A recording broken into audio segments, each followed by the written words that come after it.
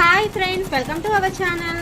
ఇక్కడైతే ఇంకొక హ్యాండ్, అంటే ఇక్కడ మనకు ఒక హ్యాండ్ కంప్లీట్ అయిపోయింది. ఇక్కడ సెకండ్ హ్యాండ్ అనేది సెట్ చేశాను.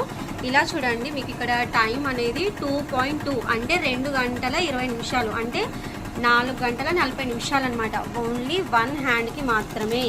చూడండి, ఇప్పుడైతే నేను టైం ఎంత అవుతుంది చూద్దాం. 3:43 అవుతుంది. ఓకేనా, మీకు వర్క్ అనేది చూపిస్తూ ఉంటాను.